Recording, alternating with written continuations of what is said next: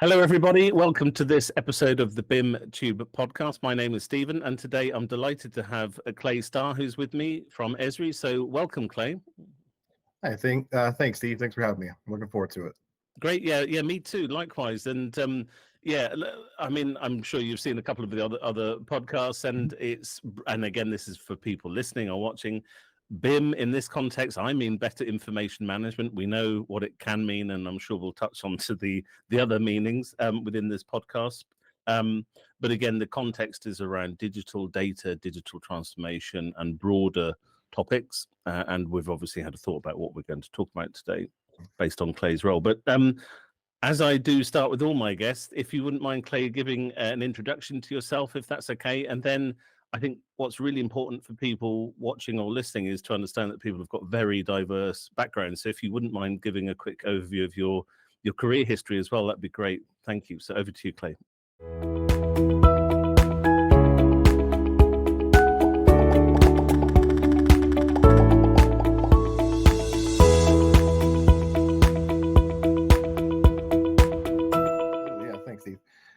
So Steve said, my name is Clay Starr. I'm currently with Esri, world leader in GIS software, but I've spent the better part of 23 years in the AEC industry, leading digitalization efforts, BIM implementation efforts, data standard efforts for big architecture and engineering firms all over the world.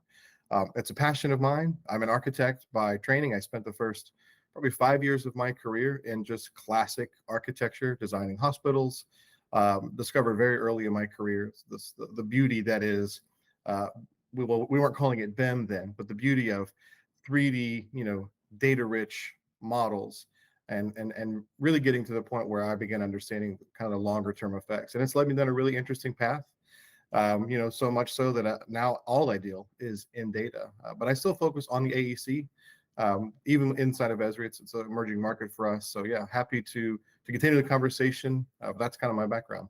It's so much we could talk about, particularly with my background also in geospatial. So, but what we'll particularly focus on, obviously today, again, this is for the benefit of people listening and watching, is around the AEC side of it. And there was a few things that we thought we'd discuss, and maybe we'll kick off with one of the topics, and that was the untapped value of aggregating non-geographical and geospatial data. Now, I know this is a hot topic. Certainly my day job is to say, well, there are things that you can't see, but what are your thoughts on that, and how do we integrate the non-graphical, particularly into an architectural type view?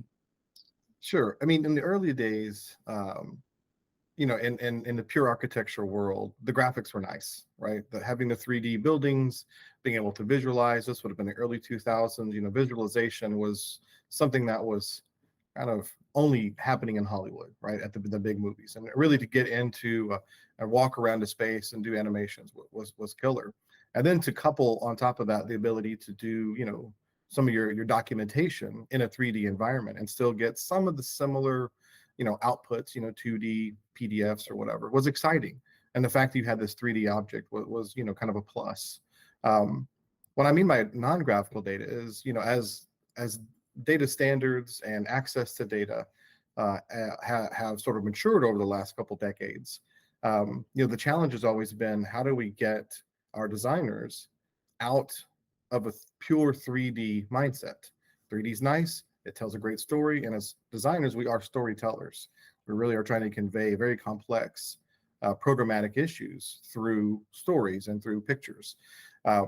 But to be able to sort of validate and verify some of those stories, you do need the access and experience with what I've kind of started calling non-graphical data. That is things like demographic data, weather data, socioeconomic data, data of objects underground or above your head, things that we don't necessarily see or even need to see in a traditional 3D walkthrough, but still have a very kind of intense cause and effect on the design itself. It should lead to better decision making. I don't have to rely on anecdotal evidence or someone's sexy PowerPoint. It's really based in the reality of what's happening at this space at a particular time. And I think we have tools now, not just Esri, but we as an industry have tools now that allow us to pull in that data, to collaborate upon it and make decisions on it even earlier than I think the traditional 3D mindset would have allowed for us to do. Yes, thanks, Clay. When we say graphical and non-graphical, just to name drop what are now the international standards, ISO 19650 and previously 1192, which just happened to originate in the UK. But yeah, that's where we did in them standards talk about graphical and non-graphical. So it's trying to get it in people's mindsets, isn't it? It's sort of repetition. People think, oh yeah, there are graphical attributes, but could you maybe give a real world example of particularly real time? Because you sort of implied feeding in real time. I think that's still maybe a challenge for people to understand what we mean. Have you got any examples of feeding in real time or near real time data? Sure. I mean, the architects, engineering, and construction firms today are really trying to pioneer, the use of IoT, putting sensors on their equipment or in their materials. But I always go to this when I explain it to kind of non-believers or sort of non-industry folks, take my family, for instance, I always use the concept of Waze. Waze is I don't know if you have it in the UK, but it's a company acquired by Google several years ago that helps you navigate traffic, right? It uses Google's road network and basically activates everyone with a phone who has Waze installed as a sensor device, and then provides that sort of real-time feedback as I'm driving down the interstate or the loop, where someone else a few miles or minutes in front of me is experiencing a slowdown or a stoppage or speed up. Then I'm getting that feedback in real time, and trying to harness that concept and to sort of complete that feedback loop in the AEC space is really promising, because now I'm seeing safety issues in the field being addressed by monitoring equipment and materials on site in real time. I'm seeing performance use in certain kinds of built assets being affected by understanding what's going on in a particular space, let's say around occupancy or temperature or humidity or other things that would have an impact on that physical space. We call those, the word digital twin gets thrown out a lot, but really ultimately what it is, where I have a digital asset and a built asset that are in sync in some capacity, and one can influence the other, and is able to make changes, either through human intervention or hopefully one day through automations or machine learning. Great, thanks, Clay. We you mentioned digital twin. Of course, I wouldn't. I was going to throw it in at some point. I couldn't help myself. But have you? Just a very brief answer, because you mentioned it. Is that something? Whether you personally or Esri or clients, are they talking about digital twin more? And just very briefly, what is it? Because there'll be people listening that think, oh yeah, I've heard of that. What do we mean by it? So we can sort of talk about it now and then we can move on. But I think, as you mentioned it, we can't not address it. Yeah. Sure. Yeah, of course. Everyone's talking about digital twins, this sort of marriage of the digital environment that we have through our BIM tools, through our GIS tools, and sort of the collaboration between the two and many other platforms out there. Once a product is built, an asset is built, it exists physically, and we have this digital version. And when my customers talk about it, when we talk about it as Esri, or just in normal conversations, it is about in some capacity, a synchronization of those two existences, right? This digital existence and this physical existence. It's really easy to get caught up in a federated, aggregated, three-dimensional world and be like, oh, that's a twin. I mean, and it's on the spectrum, right? It's on the maturity spectrum, getting to that twin, but really achieving some sort of parity between the physical and built environment and the digital environment, I think is where we're headed. Now, I'm not here to say it's 100% parity is required, but what job is that digital twin been built to do? And that's really for us to determine through the design process. Yeah, great. Thank you. I know on a few projects, and certainly one was Crossrail, which is now operationally called the Elizabeth Line in London. They would often talk about Malcolm Taylor, who I've interviewed on this podcast, and a friend of mine talked about building the asset or the infrastructure twice, once digitally, once physically. And I've thought he wasn't necessarily the first person to say that, but I've heard that come up several times. And I think, yeah, I kind of like that, because then it's, when you build something, you have to put an effort into it in the digital, and it's anyway, just quickly, I noted Waze. I know we've moved off that, but just incidentally, that was a good example to use Waze, and we do have it in the UK. The amusing thing is, in the UK it doesn't work so well, because we don't have grid systems. Yeah. So you end up going, you can become travel sick quite quickly, and you think, oh man, you should have stuck to anyway. But I digress. But yeah, it's quite amusing when you take nice little detours. But the principle is there. It's real time, and I think that's the key thing, using the intelligence. I know another topic we were going to touch on, if we just move away from that, was around the changing supply chain roles and responsibilities. Again, this wraps up in the bigger BIM conversation, if you like. And of course, information management, for people listening and watching, is a profession. I can contest to that, because that has been my profession. But again, it's everybody's getting involved in a little bit in information management. So have you got anything to say about the changing roles and expectations? Yeah, it's interesting to watch my industry, architecture, like just pure design architecture, sort of come to grips with its changing role in that process. For decades, hundreds, a century, maybe hundreds of years, our output was strictly, well, yes, it was the building, it was the asset itself, but ultimately it was delivered through blueprints, 2D printouts, hand, sketched, drawn, floor plans, etc. There wasn't really much else to say other than here's what I designed, right? And master builders and others would go out and construct it. And it's been interesting as BIM has sort of emerged, and all these non-graphical attributes and data sets that have made themselves available, in understanding that the architects and the engineers and designers of the world are faced with much more opportunities. Now, the struggle is whether they grasp them or not, right? Do I want to be an information manager, or do I want to be an architect? Where is that line drawn? How much information am I ultimately responsible for delivering outside of a very traditional 2D, PDF scope? And how much risk comes with that?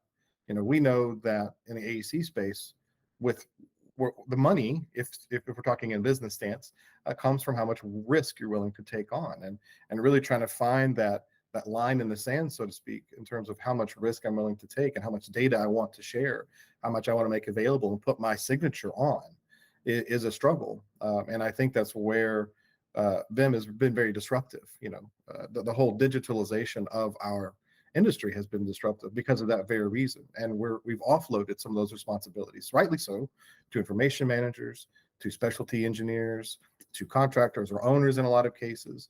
But there still is space in that world to sort of take on new opportunities and new challenges. Yeah, there's all these roles, aren't there? I often reflect. I don't know. This is just to reflect on the maturity of roles at a senior level, because obviously the implication is we're talking about people within the supply chain. That's literally what we talked about. But my reflection is there still aren't enough, I think, maybe in the UK at least, which is where I'm based, CDOs, chief data officers, and CIOs. Now, when I look at what's going on in the United States, for example, there seem to be more there, and also chief geospatial officers. Now, you would never hear that here. I think there's one exception, which is the Ordnance Survey, which is the national mapping agency for Great Britain, and you think, well, they should have one, but I don't really see. Have you got anything to maybe add about the more senior roles around data and digital, and do we have enough? Is it still understood at a board level, at a C level, sort of information management?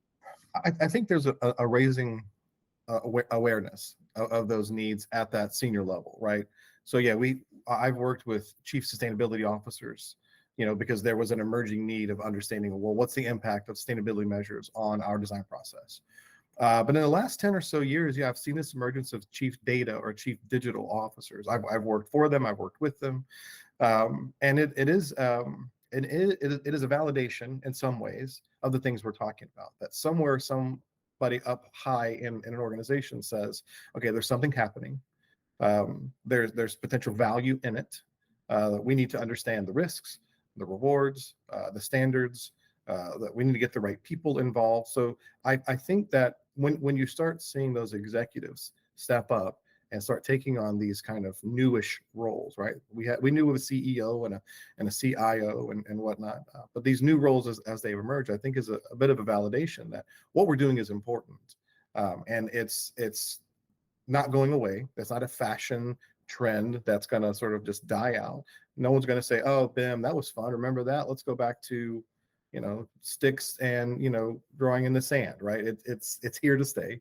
Um, and I do think having that voice at that board level, at that executive level, does lend a lot of credibility to the struggles that are going on, sort of in the pits. Right? You've got your folks who are out there who are drawing, who are in the field, they're modeling, and they have to make decisions really, really early in that process that have long lasting impacts. They become the upstream supply chain provider of a bit of data. Well, how important is that data? Does it need to exist? And what level of development or level of design or detail does it need to exist in? How do I transfer ownership of that piece of data as it changes hands? Because someone else is going to enrich that and act upon it, and maybe even operate upon it at some point. So having that sort of that 30,000-foot view sometimes is really critical to say, no, this is important. We have to look at this holistically, almost as if that data has a life of its own, right? That life cycle management of that piece of data is where I think those people need to sit. And I'm happy that we are seeing these new roles emerge. Yeah, great. Thanks for that. And what you were just saying, your last phrase there around the value, and I think yes, because as we know, data and information has a value. You could argue whether it has intrinsic value on its own or and only when it's applied. But Mhm. I ask people that, and it tends to go either way. So maybe I'll ask you later. But but I think it's interesting you say about that high level overview, because there are benefits in data and insights from it, from the information derived from it, but there's risks, aren't there? There are again, that's probably how I got into this thing, into this kind of area when I used to work at the London Underground and did sort of corporate GIS type dashboards. And you think these are great; these are being used at board level, amazing. But where's the data coming from? Is there provenance of the data? And you soon think, hang on a minute, if we don't know what's going on here, we are taking on a compound or a cumulative risk. And I think on that note around insights and business intelligence, business analytics, maybe on a more implementation level, what I know we're going to just mention about the lowering the bar to entry into analytics. Do you got anything to say on that? What sort of angle do we mean about that? Is it the technology? Is it the language around it? I think it's the availability, right? These executives, as we talked a moment ago, as they look at the whole supply chain of a piece of data, one thing's become very clear, and you sort of alluded to it just moments ago. How do I trust that data? Because the person who drew that wall or that column or that footing, they've been out of college for a year, right? They're literally just, putting the thing in that someone told them to put them in. They're learning their craft and their trade, and they're prone to mistakes because that's why we have mentorships and this whole career pathways. Well, putting that amount of power in the hands of an entry level or early career individual, um, you start asking yourself, well, how much of that data beyond the graphics, because the graphics are killer, right? They look great, the footing's this big, the wall's that tall, whatever. But if I start relying on this underlying attribution, right, these non-graphical data, and it has implications, like far-reaching implications, it's going to hit a dashboard at a sea level at the owner of the rail company or the building itself. Well, if they're relying and making decisions on it, well, I have to build in some level of trustworthiness into that piece of data. And again, that's the changing role of that supply chain. It's the changing role of our industry in terms of, but I've only ever delivered X.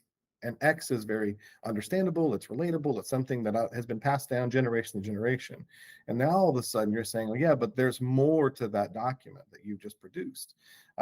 How do I build that trustworthiness? I think standards like ISO 19650, I know the AIA and at least in the US, the National Institute for Building Sciences, which Esri is heavily involved with, is doing their best to set some standards around, well, how do we ensure that the data we're getting is reliable?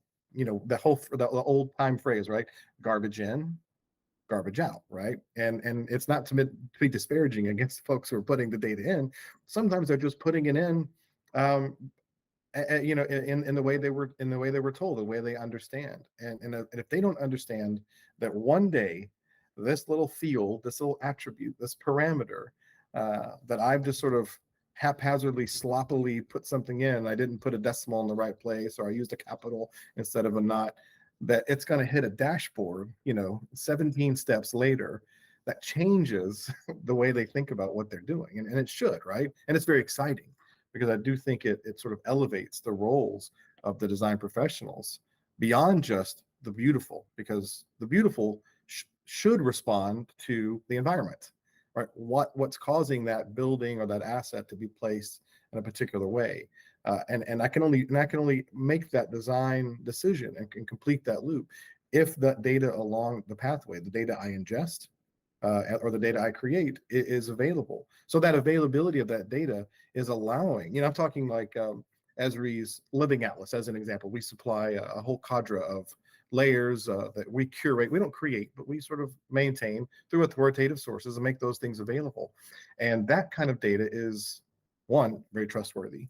And two, it's available to anyone who's, in our technology or in Autodesk's technology. We've got partnerships, with other vendors like them. And giving folks the access to this data that they can only anecdotally sort of make reference to in their normal life. No. You don't have to fake something or utilize just your own perceived history in this example. There's real data. Go grab the demographic data, the 2022 census or 2020 census data, pull it in, filter out, what you're looking for, and help that inform your decisions, right? And I think that access to that data is really what's driving and it's lowering that barrier. We don't all have to be data analysis or data analysts. Sorry, but we do need to understand the value and understand where to go to get it.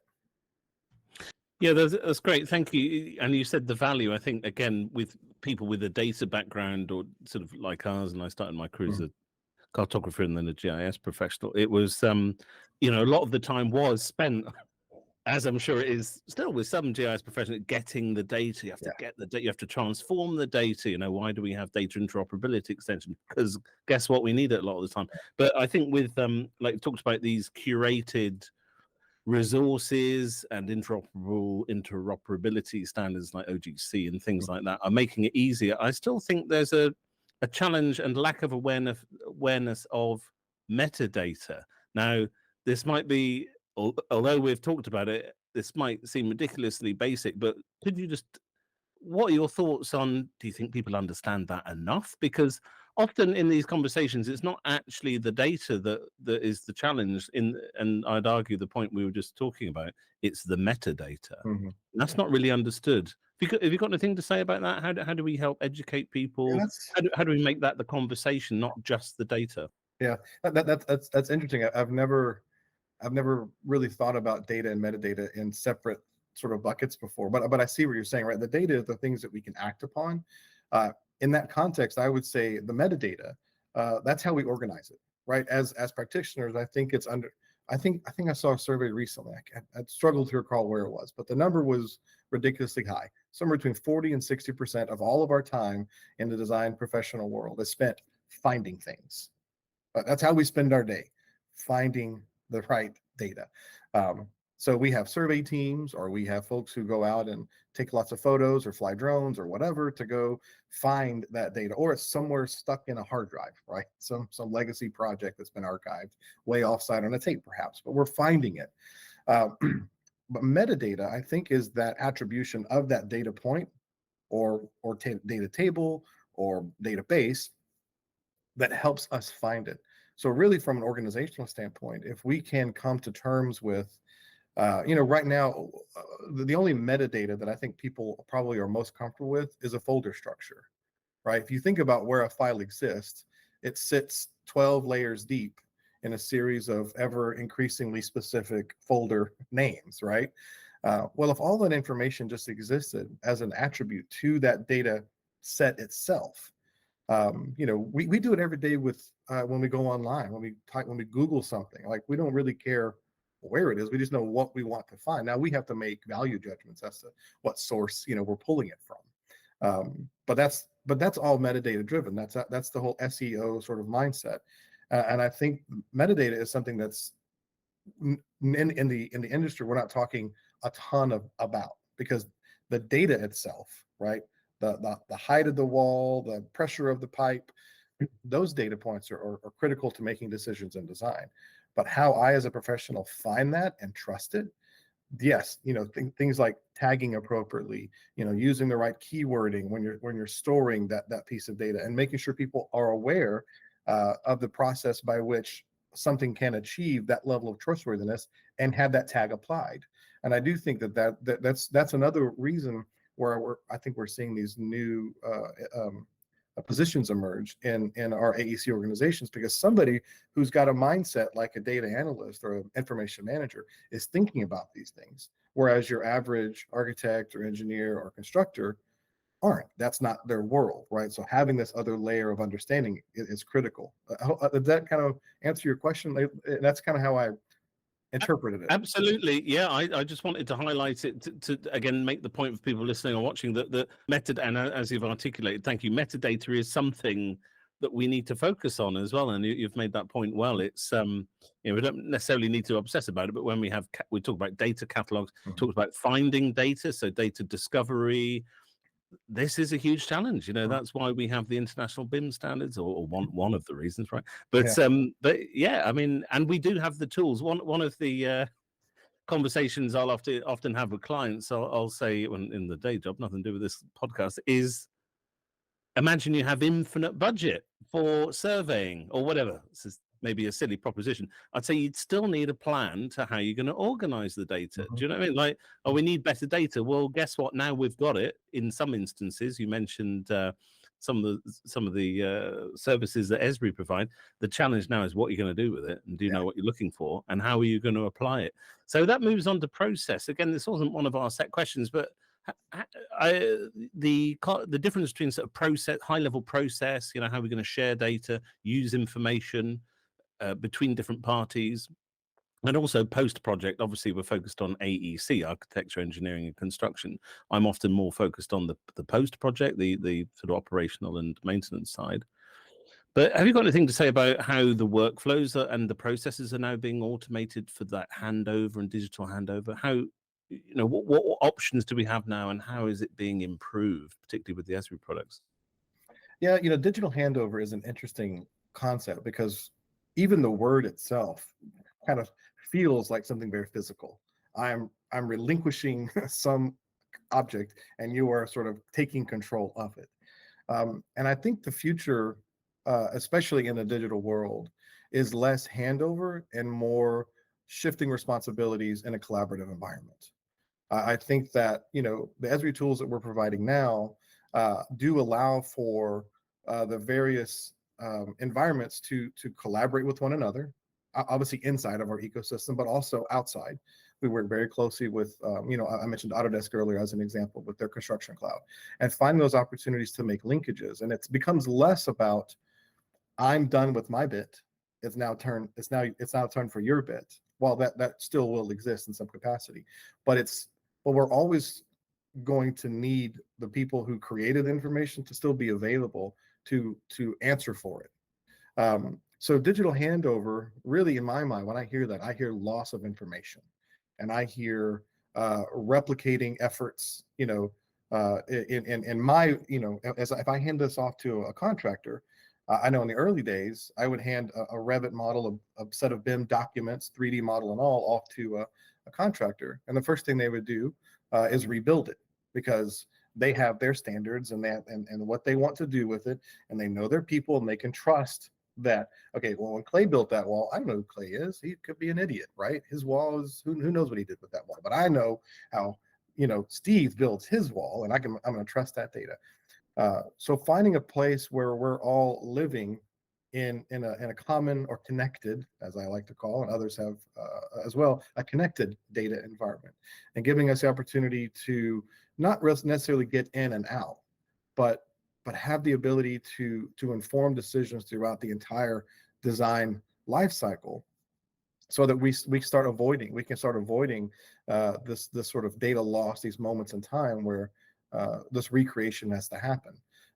And I think that's where we're headed. But it's going to take a lot more than just technology to enable that, right? Our contracting language has to change. The way we interact with the various subs in our world, the way owners engage design teams has to change, and the order in which we hire individuals.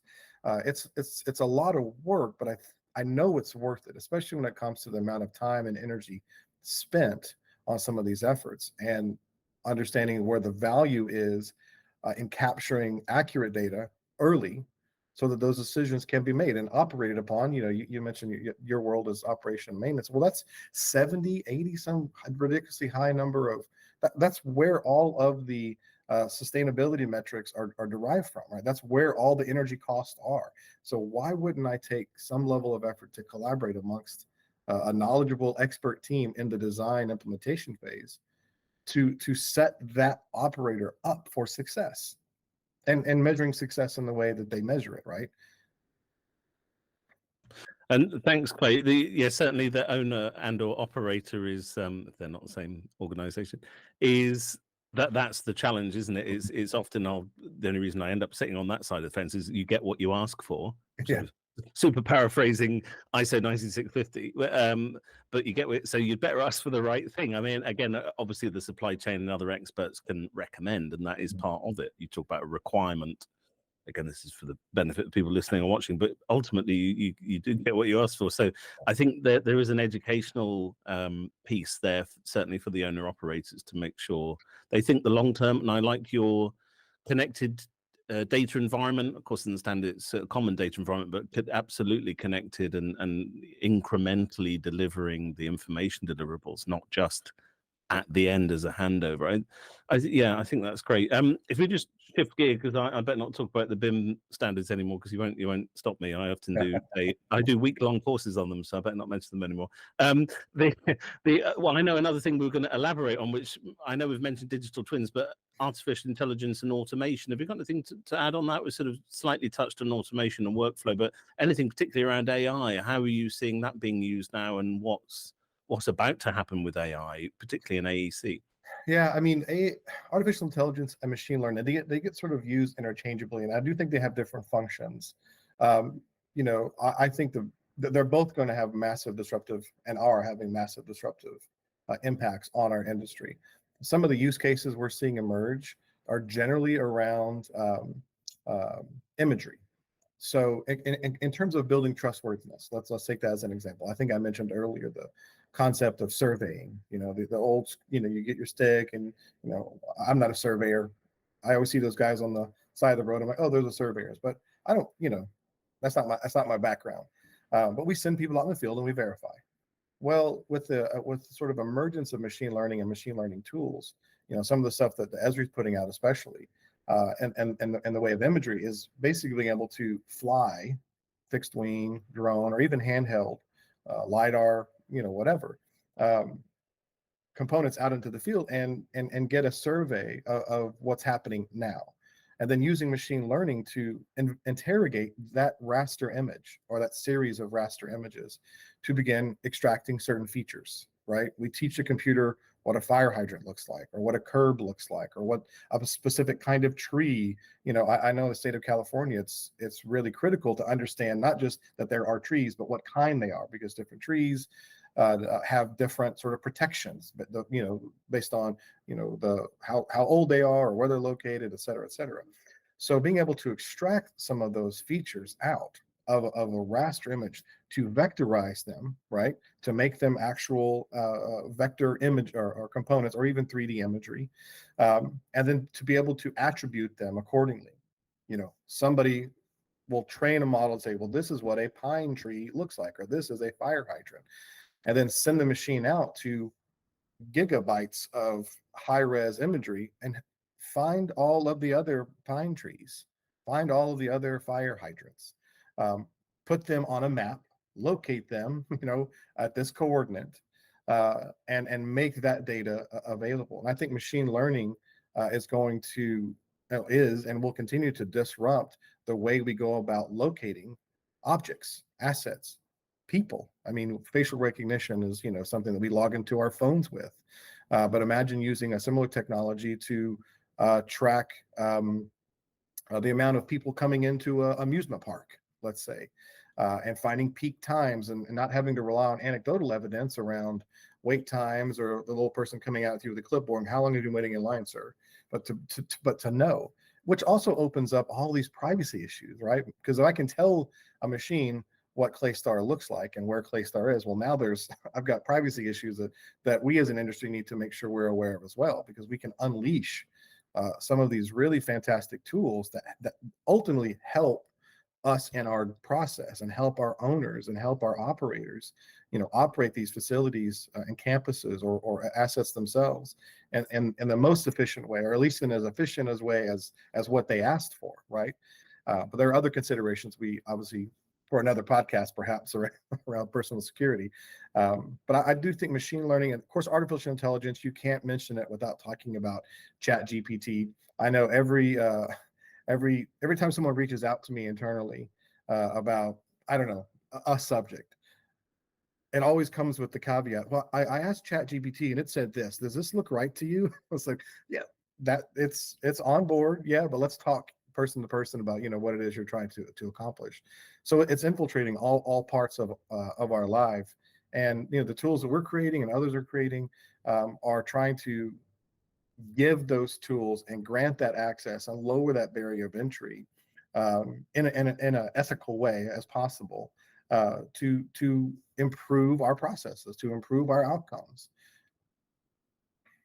Yeah, great. Thank you. The example you gave there of having to, let's say, check the output from Chat GPT is interesting, because that's where the risk lies, doesn't it? It's like, well, yeah, I mean, or it's good enough is, I'm just reflecting here on a lot of my day job is the minutiae of the communication, even the language. So for example, if I work in, for example, rail or energy sector or whatever it is, now we have similar concepts that are transferable across many sectors, particularly in AEC and infrastructure, but it can come down to that one or two word phraseology, the different semantics. Have you got anything to say on that around just the importance of, or sometimes lack of, people getting the industry and domain specific terminology right? I see it all the time. Nothing, not any company we know, but in other completely unrelated domains where people haven't done their homework and it's way too generic. And I think that's not gonna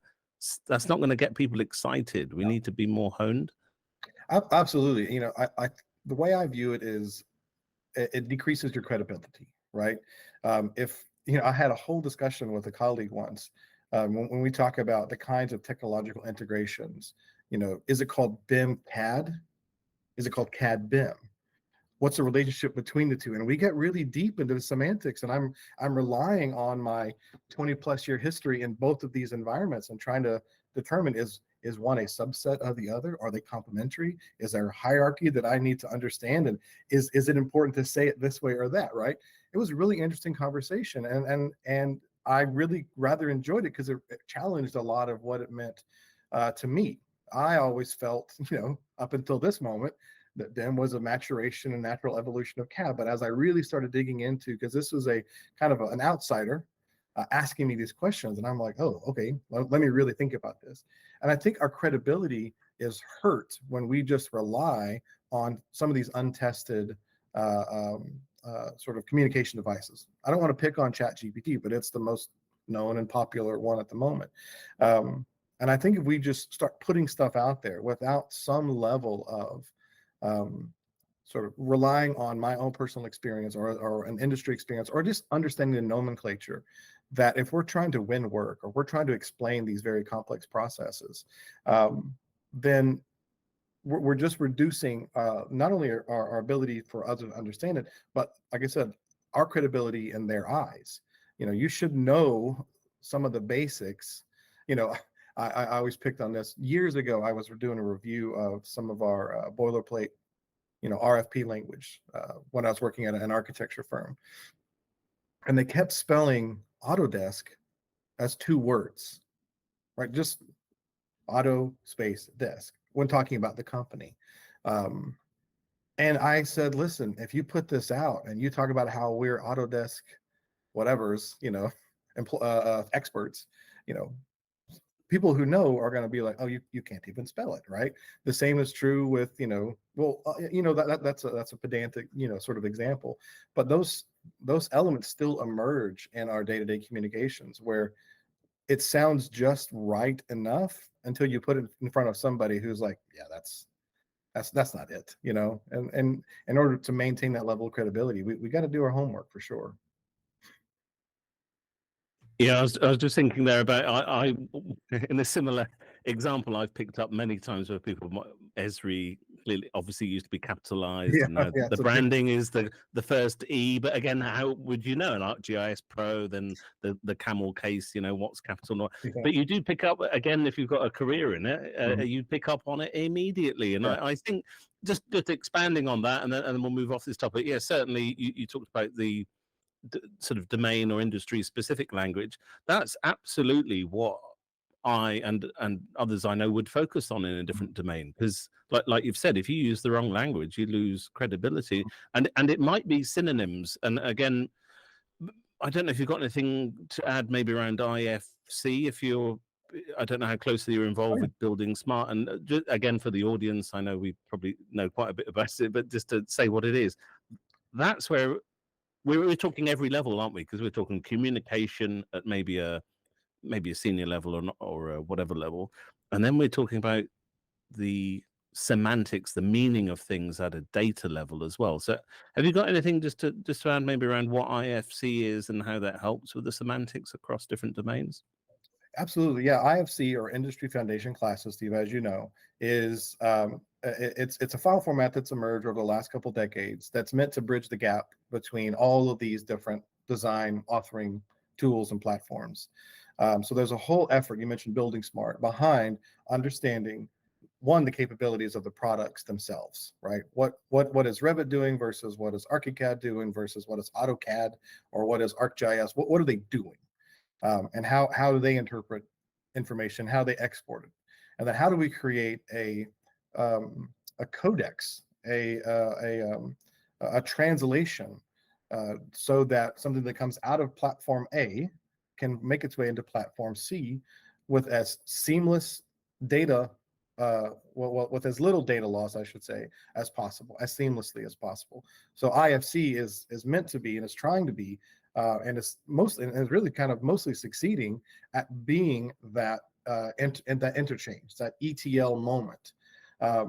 And I think what Building Smart and others in the industry have done with it is pretty amazing, because understanding a particular definition, translating it to a space where this file format sort of can interpret it, and then once it's imported again, having that chain of that schema sort of kind of resoundingly established is critical, because one false move in that process of getting data out into this third party sort of environment and into another first party product is challenging. I mean, we've spent almost 20 years trying to nail it down. I mean, I've been talking about IFCs for, well, since we got into, Autodesk got into Revit, right? It became the first thing people start, well, how do I get this into product A or product B? And so it becomes increasingly important, almost tantamount, and that you need to understand the beginning, middle, and end point. And that all comes through very well crafted schema, definitions, conventions in order to achieve that. Great, thanks, Clay. And again, this is just for the audience to reflect on. It often makes more sense, let's say, at massive scale. That's where, again, I've made this point before. I don't know if you've got anything to add. That on a single project, or even on a portfolio of projects, there can be inefficiencies about translating data, and it's maybe not the best use of people's time nor budget, and there are risks. But it's when it's at massive scale. So I normally think of national scales. This, you know what I mean? It's only at that scale, or a whole of a railway network, for example, a national level. At that scale, you think we need to automate this, and I think that's where, unless people have been there and maybe see the pain of it not being done automatically, data exchange this is, they don't get it sometimes. Have you got anything just maybe to add about the scale or the lack of knowledge sometimes of people they don't get? For example, when I do the BIM, teach the BIM standards, the ISO 9650, I'll talk about machine readability, and people go, "Oh, okay, yeah." I go, "It's about making it machine readable and automating things, because at scale, you have you got anything to add? Maybe where you've had to talk to clients or convince people that it's the right thing to do because at scale this makes sense."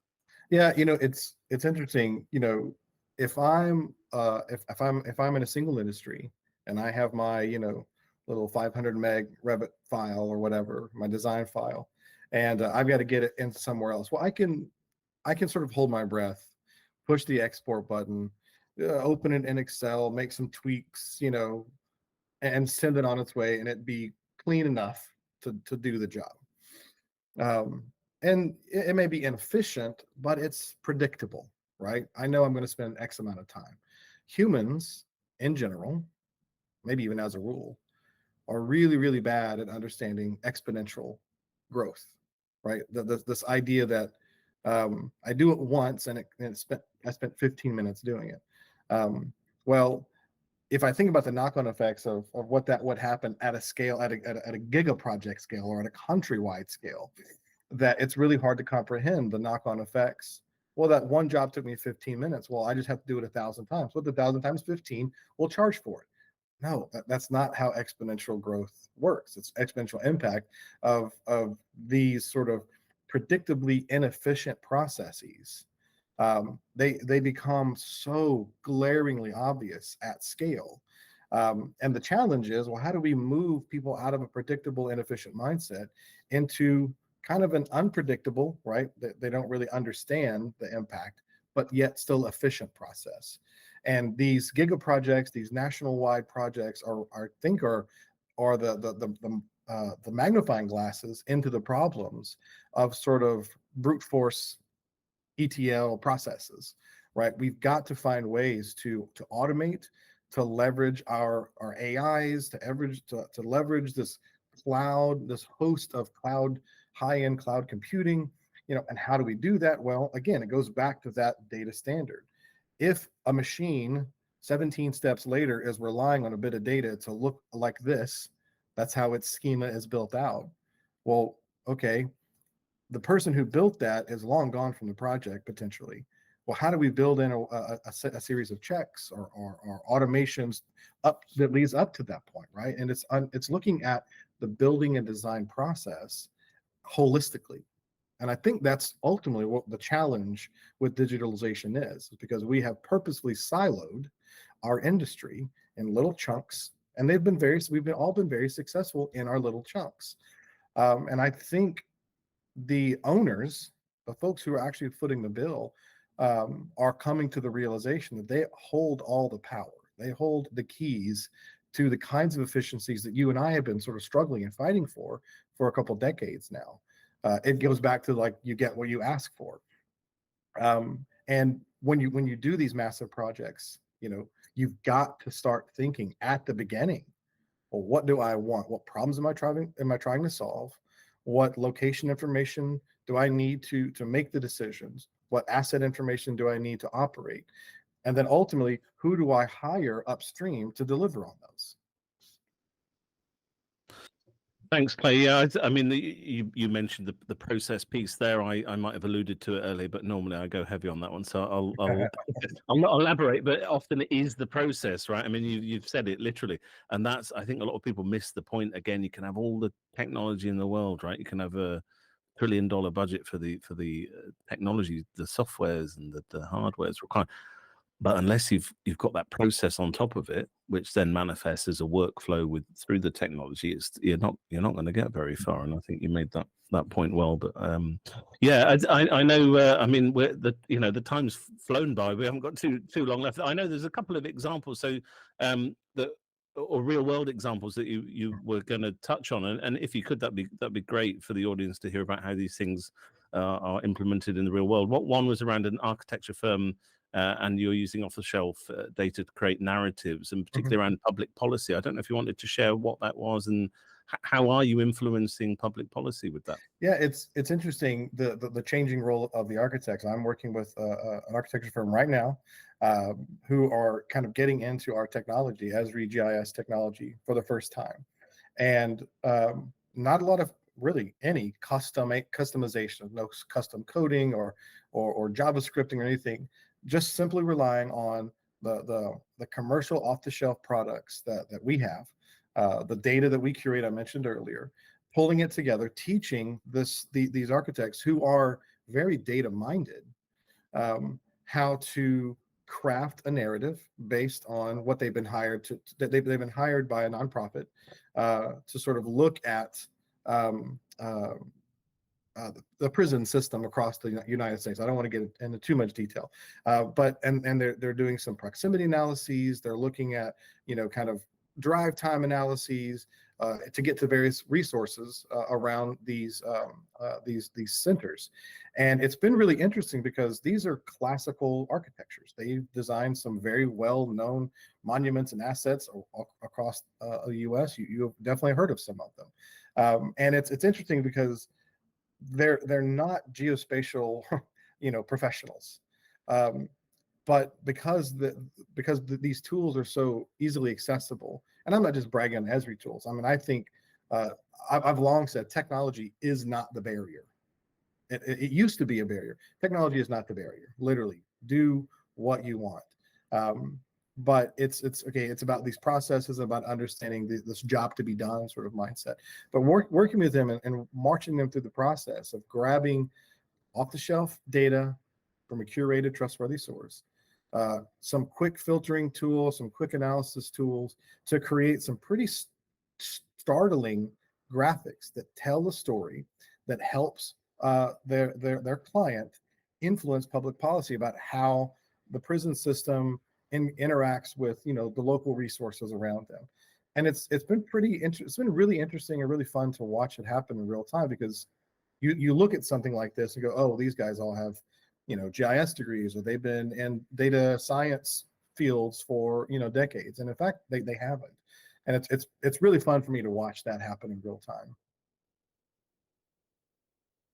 Thanks, Clay. I think that's a huge point to make, isn't it? That the tools, geospatial GIS tools and broader, are becoming pervasive. I've never once mentioned my company, but I will, only because of the name, which isn't anything to do with this podcast. Geo enable, right? Mm-hmm. So we talk about geo enablement and stuff nowadays. I was a decade ahead with the lingo, but it's I think meaning for people listening and watching, it's embedded. We're embedding geospatial GIS type technologies in other sectors and making it accessible, and that's huge. We're always going to need professionals, but if other people can't use the tools, then and again, you talked about exponential before in a different context.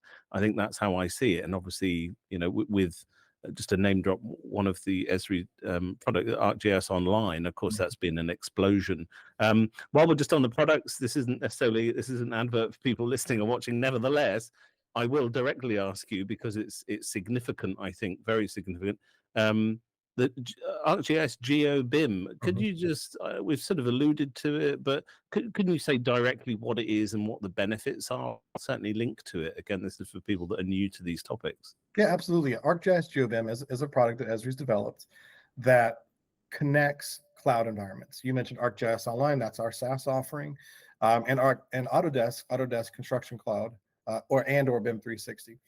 And basically it goes out, reaches into both those environments, pulls in the necessary data, as long as there's some, geo-referencing and geo-awareness, I guess, in each of those environments, pulls them into a singular cloud-based viewer, so that, I, as an executive or as a stakeholder who maybe doesn't have a copy of Revit or Navisworks or ArcGIS Pro or whatever, can go anywhere I have an internet connection to the web browser, and interact with a completely in context, three-dimensional, two-dimensional analytical model, and start interrogating it. There are dashboards and widgets that can be created from this information. There are issue tracking that we can pull in from the construction cloud, let's say, as an example. And it really, again, lowers the barrier to entry. And some of these really high tech, highly involved, highly educated people who have kind of created it, but offers this in a really kind of easy to consume sort of environment. So ArcGIS GeoBIM is a product that Esri offers, and like I said, it works really, really seamlessly. And yeah, if you want to know, if anyone wants to know any more about it, obviously, you can share my email, and happy to talk more about it. But that's again, that lowering the barrier that I was talking about earlier. Absolutely, and I'll obviously provide links, and it's definitely come up in significant ways on other podcasts. But I just thought, but because obviously we're talking, we're virtually talking about it almost by name in some of the examples. Yeah. I've only got a very short time with you. Mm-hmm. I don't want to keep you longer than we promised, but I know another real world example that you were going to share with us is around a Giga project where sort of around the requirements for technology and workflows in this new Giga project. So if you can say what the Giga project is, fine. If you can't, but what examples do you want to share with us around the workflows and responsibilities? Yeah, I've sort of touched on them, throughout our conversation, but much like HS2 and other Giga projects, I mean, everyone knows what the line is that's going on in Saudi Arabia. So obviously, lots of AECs are touching it. Esri's involved, of course. Our technology is all over the place, as is Autodesk and others. And it's been really interesting to watch the convergence, not only of different firms coming together, but I think more impressively, different business units inside of firms. We think about big AECs as these monoliths, and obviously they're not. Often they're siloed themselves, and the GIS departments in that corner, and the BIM and CAD guys people are in that corner. So watching this collaboration kick off through products like GeoBIM and others, to bring these two projects together, because at scale, again, back to that sort of exponential idea. If I'm doing my tiny one-off project, it doesn't have to be tiny, but it can be one thing. The headaches are sustainable. They're not insurmountable. I just got to deal with it. But at the scale of something like the line, well, you've got to set some policies early on about setting expectations, not only for how we communicate out to the public stakeholders and to the owners, but how do we communicate internally? What technology, what foundational sort of components need to be built up, and how does our language have to change to enable that kind of collaboration at that scale? Because you don't make it up as you go, right, on a project that size. I think we learned a lot of lessons on HS2 as an industry. I think we've learned lots of lessons on other big Giga projects around collaboration, ownership, handover, all these things. And what I'm hoping is that on this Giga project, that we've taken those lessons and we said, okay, well, we don't want a repeat of some of the headaches. So let's, and the customers I'm working with, big AEC global companies, are taking huge strides already in crafting these very collaborative contracts, these collaborative workshops. It's really interesting for me to be in an email chain talking about a project, and there's 4 companies listed, and Esri and Autodesk, all in one. We're all just talking, and that's really, really comforting. It's exciting. I feel like, okay, we've learned, and we're all ready to kind of move forward in a kind of a singular push. That's the most exciting thing that's happening in my mind. Not necessarily that project, but the fact that in service of a Giga project like the line, that us as an industry are realizing, okay, we've had these benefits, we've known the language, let's put them into practice. Yeah, thanks, Clay, for sharing that example, because it is literally having the bigger picture in the literal, it's sometimes in the literal sense as Yeah. well. Never mind the metaphorical. I mean, with a GIS background, then often it literally is let's have a bigger picture. I'll definitely obviously link to the line and NEOM, and Yeah. people can look that up if they're not familiar with the work going on over there. And just to add, I just made a note while you're talking there about that bigger picture. No, I do mean it metaphorically. Around, it's a framework, isn't it? It's similar in my mind, or identical perhaps, to things like ISO 9001, a management system or a framework approach. Just incidentally, just referring back to the BIM, the international BIM standards, ISO 19650 series. I won't say where, but I was teaching the other month somewhere in London on a couple of days, and someone said, "Oh, I do the ISO 9001, the management systems. I don't think this is relevant." I was like, this is, no, trust me, it's relevant, because it is literally, like you've just say, like you were saying, it is that bigger picture. No, it is that bigger picture. In fact, you'll probably own them. So I think having that approach to information management or information governance is what you were alluding to more so there. That is a big thing, it's a big scale thing. So thank you for that example. And just before you go, if you wouldn't mind, where would you recommend people find more information online? Now, I know there's hundreds, but what are the top few websites or online resources that you recommend people go to? For data management, or for Esri tech, or everything. Well, this is the point. What would you choose on anything that we've talked about already? Just so it could be specific Esri pages, it could be or anything more. I guess more to do with the Esri products, or things like IFC or building smart. So generally, I mean, Esri maintains a very active AEC blog, as an example, where we talk kind of ad nauseum about what's going on in the industry, how GIS is informing the industry, how it's changing, how it's being part of the disruption, or really kind of being part of the ongoing disruption that digitalization has sort of afforded us.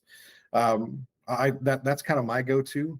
We have a very active community. If you go to community.esri.com, there's loads of information that's going on with our tech, the implementation of our tech, the projects it's being used on. Obviously, our alliance with Autodesk is critical. There's Autodesk has loads of resources out there as well. I mean, that's where I go for my kind of first round of information, to kind of see what's happening and where I can sort of contribute, for sure. Great, thanks, Clay. I'll certainly link to any other things we've talked about, like you mentioned the Line project, and I'll obviously link to the resources that you've mentioned. And you were kind enough to want to share your email. I won't literally share your email. What I'll do is share LinkedIn. We'll have a compromise there. That's fine, and then you can see if you want to communicate with people. But thanks so much, Clay, for your time. I mean, I could go on and go on, because this is my passion, but thank you so much for your time and your insights and sharing what you have today. Absolutely. Clay Starr from Esri. Thank you. Thank you, Steve. Much appreciated.